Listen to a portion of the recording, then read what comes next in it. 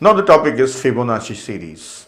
So here we will learn what is Fibonacci series, and then we will devise a recursive definition and we will write a recursive function for that one, and finally we will analyze that function.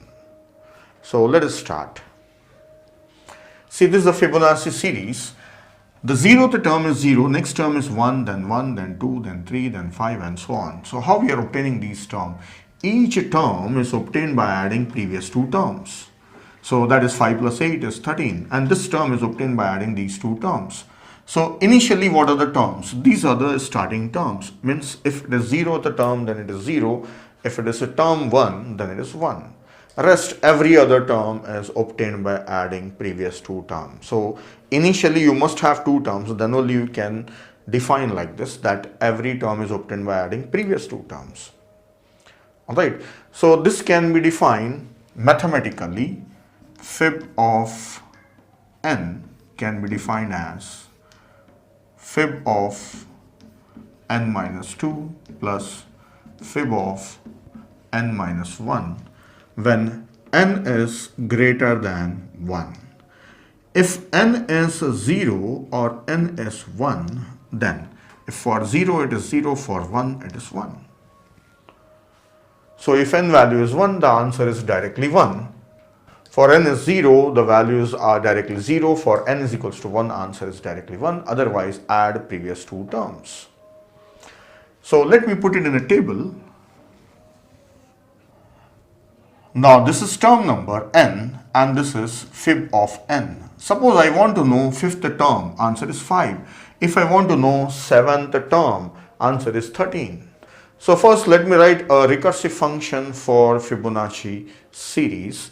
Based on this recurrence relation, or based on this recursive definition, I will write a function integer fib of integer n. So here it says that if it is 0, return 0, if it is 1, return 1. So it means if n is less than or equal to 1, return n itself. Means if n is 1, return 1, if n is 0, return 0. Otherwise, return fib of n minus 2 plus fib of n minus 1.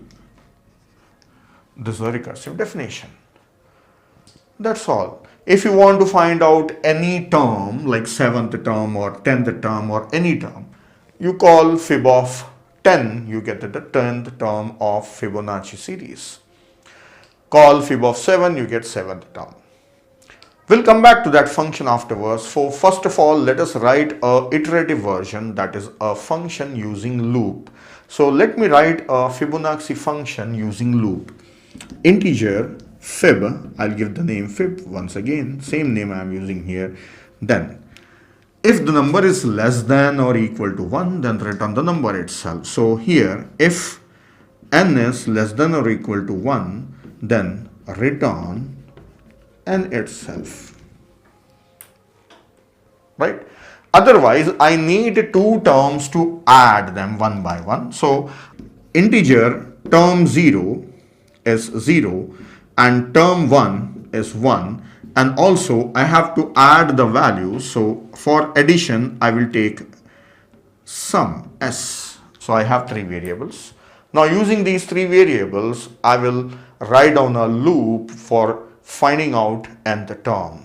See, suppose I have to find 7 terms, then already term 0 is available, term 1 is also available. Then I have to obtain this term 1, 2, 3, 4, 5, 6.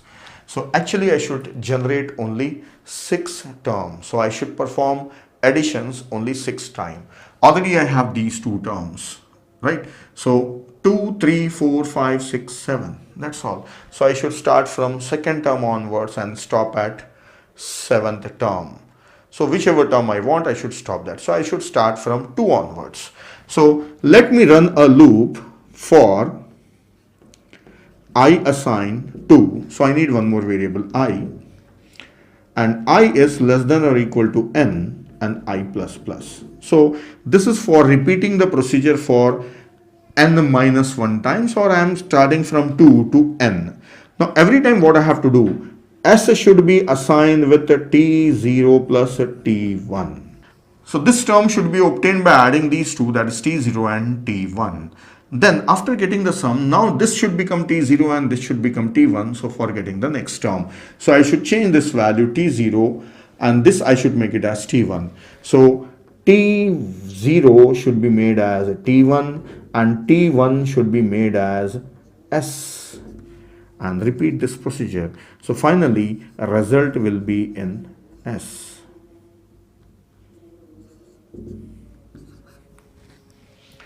So this is a iterative version. So iterative version, what is the time taken by this algorithm or this procedure?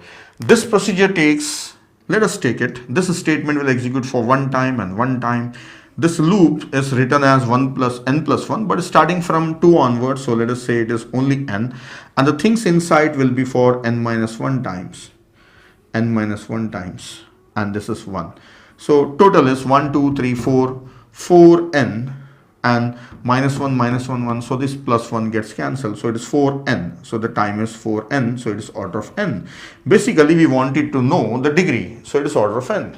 So we don't want exact formula. We want the degree. You can see that there is one for loop, and for loop will repeat for n times. So the time is order of n. It's obvious from the function. So this algorithm takes order of n time. So already we have written iterative version.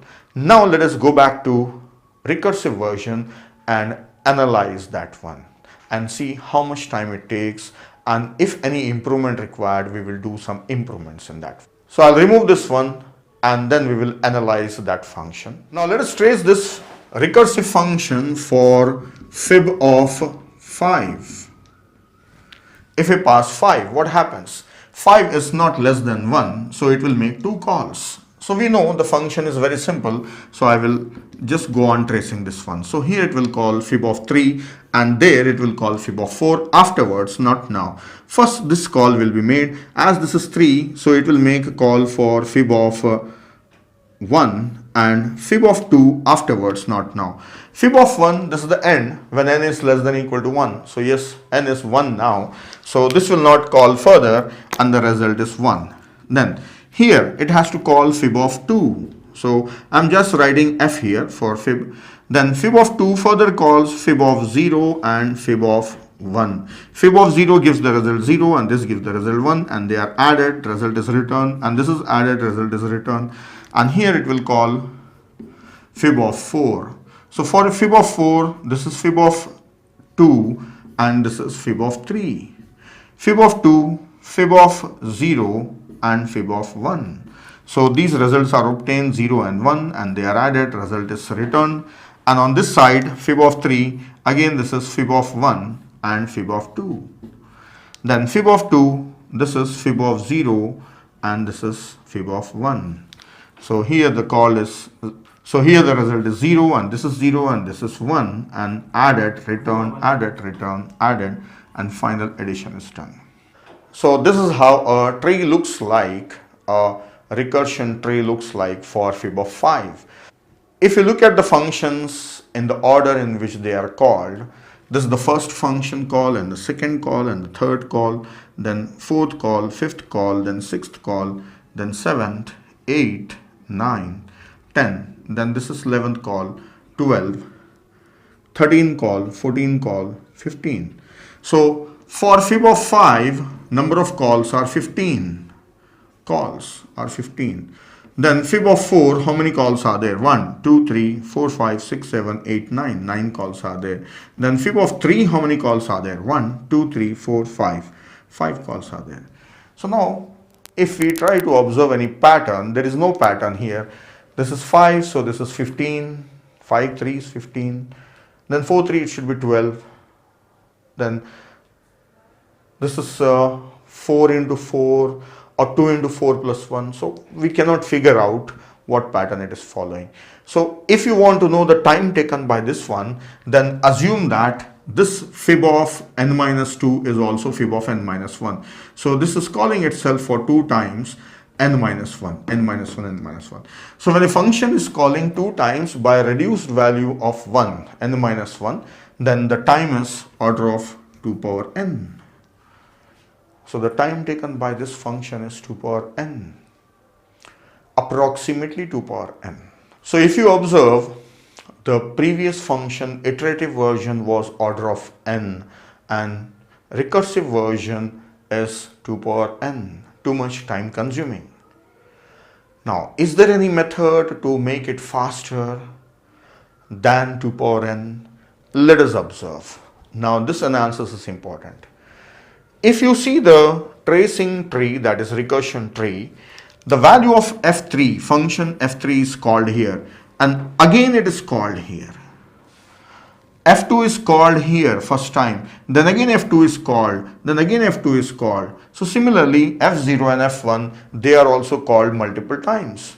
So a recursive function is calling itself multiple times for the same values. So such a recursive function is called as excessive recursion. So yes, this Fibonacci function is a excessive recursion because it will call itself multiple times for the same parameters. This is the problem in this one. So is there any way to avoid the excessive calls and just make a call only once and utilize it in further calls? So yes, what is the method? Let us devise a method. If you want a function to retain these values so that they can be utilized here, then for retaining the values, you have to take the help of static variable, or you can also take global variables. Let us take one array, maybe a static array or global array, whatever you want, you can take it.